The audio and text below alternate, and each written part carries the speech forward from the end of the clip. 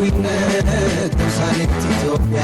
ሰዎቿን ወደሃት ቀይራሳየታ ኢንዱስትሪ ማዕከል ከተሜት ተምሳሌት በብልጽግና